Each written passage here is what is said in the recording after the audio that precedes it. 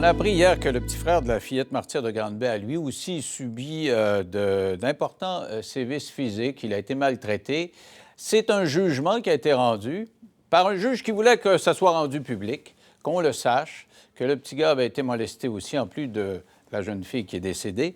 Et il y a eu des réactions aujourd'hui, entre autres le CIUS, qui est montré du doigt par le juge, dit hey, « on n'est pas coupable de rien, nous autres, on a fait ce qu'il fallait faire ». Or, le juge dit, le CIUS, les intervenants de la DPJ, il y a plein de gens qui n'ont pas été adéquats. Le système a failli. Et ce petit garçon-là, on va le laisser dans sa famille d'accueil. Et il a quand même ouvert une porte, il a accepté que la mère biologique puisse le rencontrer. Pas, bien sûr, le père qui fait face à des accusations, ni la belle-mère, mais la mère biologique. Avec moi, justement, son avocate, Maître Valérie Assouline. Bonsoir. Bonsoir. Alors, c'est un jugement. Racontez-nous d'abord, c'est quoi ce jugement? Qu'est-ce que c'est? C'est un jugement où on s'est battu pour que cette mère-là, elle puisse voir son garçon, pour son enfant. Et donc ça, c'était vraiment... il fallait qu'on se batte pour ça, alors que c'était une évidence il fallait qu'elle revoie son enfant. Pourtant, sur Internet, vous savez, quand c'est sorti, les gens lui lançaient des tomates, disaient « Ah, c'est pas occupé de ses enfants adéquatement ». Et le juge, dans le jugement, dit « Ah, je souligne le fait que la mère a été persévérante dans Elle a été persévérante. C'est une mère qui a 3 enfants à sa charge. C'est une mère qui a dépassé les attentes, et c'est ce que le juge souligne aussi. C'est une mère qui a été présente à la cour pendant toutes les audiences, alors qu'il y avait un procès criminel qui se passait pour sa fille, pour le décès de sa fille, alors qu'elle devait gérer les funérailles de sa fille. C'est une mère qui est exceptionnellement forte, et je suis fière de la représenter. Pourtant, ceux qui lui lançaient des tomates disaient, quand elle est née, elle avait eu un commentaire à l'effet que, bon, regardez-là, elle m'a tellement fait mal, etc. Et donc, elle a progressé, c'est ça. Et elle a progressé, sauf qu'on ne l'a jamais vue, sauf qu'on l'a toujours mise dans cette case-là de mère que... Tu sais, on l'a toujours découragée, et on a tout fait pour la décourager, parce que c'est une mère qui a été supervisée pendant toute la vie de son enfant. C'est-à-dire qu'elle devait le voir entre 4 murs, elle devait prendre des rendez-vous pour le voir, elle devait payer pour le voir. Imaginez, payer pour voir votre enfant. C'est fou. Alors, c'est ce qu'elle a subi, cette mère. Et aujourd'hui, on lui redonne un peu sa dignité avec ce jugement. Ce qui m'a surpris dans le jugement, cependant, bien évidemment, ça coule de source. Le père et la belle-mère ne peuvent pas voir l'enfant, qui est le petit gars, qui est le frère, donc, de la jeune martyre. C'est comme ça qu'on l'a appelé, là, parce qu'on ne peut pas donner de nom. Bon. Donc, ce qui est surprenant, c'est que la grand-mère, elle, qui s'est occupée de l'enfant plus jeune, n'ait pas accès. Pourquoi donc? Bien, elle s'est occupée de la petite sœur. Et ce qu'on veut présentement, c'est vraiment favoriser la reprise de contact entre la mère et son garçon. C'est pas parce que moi, quand j'ai vu ça, mon premier réflexe a été de dire « Ah bon ». Elle, la grand-mère, on lui avait reproché d'être allée en cours, d'avoir été vindicative contre son fils. Elle disait, il est manipulateur, laissez-lui pas la petite fille là, qui est on lui a reproché d'avoir des signaux d'alarme partout. Alors que si on avait écouté les signaux d'alarme de la grand-mère et les signaux d'alarme de la mère, bien, on aurait eu un différent scénario. Exactement. Alors, c'est pour ça que j'étais surpris de voir qu'elle n'ait pas accès. Donc, pourquoi? C'est un jugement où vraiment, c'est le centre, c'est le meilleur intérêt de l'enfant. Reconstruisons donc cet enfant-là, parce que cet enfant-là, il est reconnu. D'abord, il a été battu. Oui. Et il a été témoin d'atrocités. Sur sa sœur. Absolument. Et oui, il a été victime aussi de ces mêmes atrocités. Comme quoi? Bien, comme des douches froides, comme être attaché au lit avec une ceinture. C'est terrible ce que cet enfant a vécu. Et il y a un père qui vient puis qui ignore tout, qui nous dit « Ah non, j'ai rien fait ». C'est triste. Et est-ce qu'on sait si, dans son cas à lui, c'est la belle-mère ou le père là, qui était le plus responsable? Là-dessus, vraiment, c'est un dossier où c'est au criminel que ça se passe. C'est là que ça va se passer. Mais avec là des où ça se passe chez nous, c'est que présentement, on a une mère qui va enfin voir son garçon, qui va enfin renouer, parce que ça fait des mois qu'elle demande à le voir. Comment ça se fait que ça a pris autant de temps? Il y a un problème avec le système. Ça fait combien de temps qu'elle l'a pas vu? Bien, ça fait depuis 1 an et demi environ. Ah, ouais. Ça fait longtemps. Et le juge souligne qu'il a des retards dans son développement quand même. Là, absolument. À cause il y a beaucoup des de abus travail. physiques puis aussi des traumatismes. Mais c'est un enfant qui est écorché. C'est le terme que le juge utilise. Et le juge Gervais avait promis de rendre un jugement avec le cœur aussi. Et c'est ce qu'il a fait dans ce jugement-là. Donc, c'est certain que la première personne et la seule à qui il a pensé dans ce jugement, c'est à cet enfant. Ah ouais. Et la mère et la grand-mère sont satisfaites de ça. Hein, la grand-mère, même si elle ne peut pas le voir, elle est contente? Absolument, parce que la priorité, c'est que cet enfant renoue avec sa mère. Parce que ce qui ressort aussi de ce jugement-là, c'est que le petit gars, c'est comme un petit écureuil qu'on aurait battu. Je veux dire, il est comme traumatisé. Et on le met dans sa famille d'accueil pour le protéger. Oui. Il échappe du café. C'est le juge qui le raconte dans le jugement. Oui.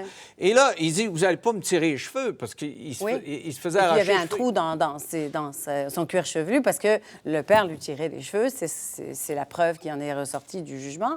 Alors, cet enfant a subi des affres terribles. En plus d'avoir vu En ce que plus, sa mais sœur a ce qui vécu. est important à savoir, c'est que comment ça se fait que ce dossier a été fermé? Le dossier de cet enfant-là a été fermé alors qu'il y avait une enquête policière pour sa sœur durant les mêmes dates-là. Puis on a fermé ça. Puis personne n'est allé voir cet enfant. Alors, ce que ce jugement vient nous dire aujourd'hui, c'est qu'une lésion de droit d'un enfant, la DPJ est imputable. Les intervenants sont imputables. Quand il y a des gens qui font pas leur travail, bien, ils seront imputables. Et ça, c'est une grande victoire. Le juge le souligne, d'ailleurs. Écoute, il ne va pas avec le dos de la cuillère, en Non. plus. Là, il dit que la DPJ, le CIUS, tous ceux qui étaient responsables de ça ont failli. Le système a failli. Oui. Et il montre même du doigt des intervenants. Là. Il dit c'est pas leur faute, mais quand même, c'était eux qui étaient là. Entre autres, un intervenant qui n'a pas vu l'enfant. Il était responsable, la DPJ, Oui. de cet enfant-là. Et pendant 1 an ou quelque chose du genre, il était pas vu. responsable du dossier, mais il ne l'a jamais vu. Il l'a jamais vu. Il l'a jamais vu. Il l'a vu, et le juge le mentionne, il l'a vu, mais c'est juste parce qu'il était là. Mais il ne lui a jamais parlé, il n'a jamais demandé des questions, il n'a jamais posé des questions, alors qu'on avait des preuves de violence grave que subissait la petite sœur. Alors moi, mon questionnement, parce que le juge dit que c'est une question systémique, c'est le système là, qui a marché, qui a eu des ratés. Oui. Mais quand même, l'intervenant en question, il est montré du doigt par le juge. Là. Absolument. C'est pas rien. C'est certain qu'on parle d'un intervenant qui était débordé, peut-être. C'est ce que le juge a Parce ressorti. qu'il y en a un, parce qu'il y en a un certain nombre là, d'intervenants, mais il y en a un qui avait une diminution de tâches pour des raisons Voilà. qu'on ne connaît pas. Là. Exact. Et c'est-à-dire qu'il travaillait moins. Il travaillait, je ne sais pas, un certain nombre de jours, qui était moindre qu'auparavant. Puis Exact. on ne l'a pas déchargé d'aucun dossier. Donc, il était Exactement. dépassé par la tâche. Mais c'est pas entre nous, là. Tu sais, quand il y a un enfant qui est maltraité, comment ça qu'on ne va pas le voir? Comment ça qu'on ne va pas s'assurer? Quand un enfant ne va pas à l'école, quand sa petite sœur, elle a manqué l'école pendant des mois, comment ça se fait qu'il n'y a personne qui est allé taper à la porte? C'est ça qui devrait nous choquer. Et c'est ça qui a choqué tout le Québec. Mais la grand-mère qui est allée, elle nous l'a dit souvent de fois. Là, quand même. Absolument. Le juge ne l'a pas cru. On Non. se souvient. Hein? Elle est allée, puis le juge a dit vous en mettez un peu. Lui, il pensait qu'elle tirait de son bord pour avoir la garde. Exactement, et parce puis- qu'elle avait des signaux d'alarme partout, alors qu'aujourd'hui, on se rend compte que si on avait écouté la grand-mère, si on avait écouté la mère, la petite aurait été ici aujourd'hui. Alors, le CIUS a dit aujourd'hui, parce qu'il s'est senti montré du doigt par le jugement, il dit on n'est pas coupable, on a fait. C'est sûr que il ça, on y a est habitué peut-être ici. un débordement, mais on n'est pas Oui, coupable. mais on est habitué avec cette réponse-là du CIUS et de la DPJ. Ils ne sont jamais coupables. Ils sont jamais coupables. Selon eux, c'est toujours la faute de l'autre. C'est comme ça que ça marche. C'est la culture qu'il faut changer. C'est jamais de leur faute. C'est la faute de mon chef de service. C'est pas la faute du chef de service. C'est jamais de leur faute. Et c'est ça, c'est cette mentalité-là où c'est là où ça doit changer. Et c'est là où ce juge, le juge Gervais, parle d'imputabilité. On est imputable. Et ça veut dire quoi, imputable? C'est un beau grand mot là, pour dire, il faisait pas quelqu'un, mais responsable, ça donne quoi? Si t'es responsable, t'es responsable. Responsable, c'est-à-dire qu'il n'y a pas une immunité absolue. C'est-à-dire que c'est pas parce que je travaille à la DPJ, par exemple, que je suis immunisée, que je peux faire ce que je veux que je peux négliger. Donc, on pourra porter des accusations contre quelqu'un qui travaille. Et puis, absolument, Ouais. absolument. Et c'est ce qu'on compte faire aussi. C'est la poursuite qui arrive. Il pourrait y en avoir nommément contre des intervenants ou contre globalement Mais l'institution? globalement et nommément. Ah oui? Oui, dans ce Ce dossier-là. serait une première, non? Et ça serait une première. Et ça sera une première. Et parlant de première, le juge Gervais a dit qu'on pouvait médiatiser son jugement. En fait, il a voulu qu'on le médiatise. Et vous savez, on est mal pris, les médias, avec la loi sur la protection de la jeunesse.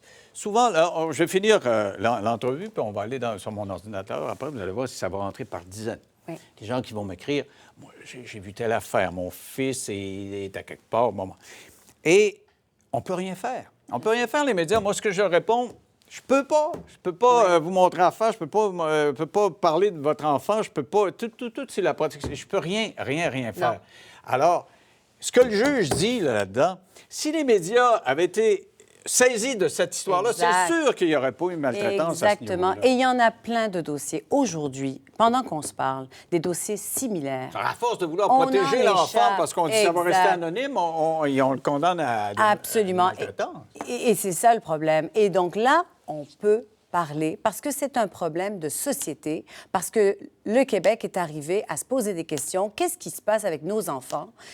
Une autre chose qui est très importante dans ce jugement, c'est que cette mère a été supervisée. Je vous en avais parlé la dernière fois, elle a été supervisée toute la vie de cet enfant. Et là, ce juge nous dit, c'est fini les supervisions comme ça, comme on veut. Là. Le point, c'est pas de superviser un parent, c'est pas une finalité en soi. Il faut arriver à évoluer, à normaliser les contacts, et ça n'a jamais été fait dans ce dossier-là. Le juge a demandé à ce que ce soit transféré à la commission Laurent, Oui. que les gens puissent voir son jugement. Oui. Est-ce que vous avez confiance que la commission aboutisse à quelque chose de Absolument, sérieux? Que ce ne soit pas absolument. tabletté en bout de course? J'espère, et c'est normal il faut avoir confiance à la commission Laurent. Je trouve que c'est très important, cette commission, parce qu'elle écoute des milliers de personnes. Par contre, j'espère qu'il y aura l'audace, qu'il y aura le courage de faire changer les choses, vraiment. De vraiment changer les choses pour le futur et de sortir des parents qui sont pris dans l'engrenage de la DPJ, parce que moi, je ne le crois pas qu'il y a 100 000 mauvais parents par année. Mais quand même, il y a des mauvais parents. Il y en a. Alors, Exact. faut établir un équilibre. On ne peut pas juste lancer des tomates à DPJ. Il faut qu'ils protègent aussi Exact. les enfants des mauvais parents. Mais il faut qu'ils On écoutent s'entend. aussi. Il faut qu'ils écoutent les autres parents. Parce que dans ce dossier-là duquel on parle... Si les deux sont des mauvais parents. Mais dans ce dossier-là, on avait une bonne maman et une bonne grand-mère. Oui, mais Et qu'est-ce on qu'on les fait a pas quand les deux écoutés. ne sont pas bons? Là, le système est là. C'est pour ça Mais c'est pour que ça le cette système arrive. priorité qu'on donne à la réinsertion de l'enfant dans une famille, alors que des fois, si tout le monde est inadéquat, c'est bien mieux de dire, OK, va t'adopter ailleurs, puis progresser, allez vous faire soigner, mais cet enfant-là, il va te protéger à vie par une belle famille qui va l'adopter. Oui. Puis si vous vous guérissez, ben, on vous en fera un autre. Mais il y a beaucoup- En attendant, ce petit gars ou cette petite fille-là va te protéger pour Oui, le reste en de effet. sa Par vie. contre, il y a beaucoup d'enfants qui sont retirés de leur milieu, et alors qu'on aurait pu aussi aider les parents et les aider à avoir leurs enfants, comme on aurait pu ici aider cette mère. Et elle l'a prouvé. Cette mère-là, elle s'est prise en main. Elle a eu 3 enfants après.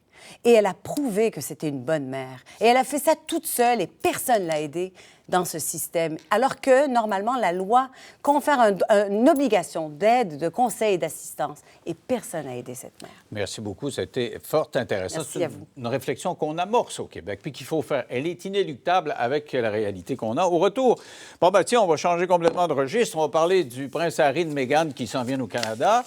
Il paraît que les Canadiens sont assez réceptifs à l'idée. Et il y a plein de gens qui ont souligné le fait que ça allait coûter bien cher. Mais, on commence à parler de retombées économiques. On pourrait faire de l'argent avec la royauté. Dans 3 minutes, Pascal Willem est avec nous.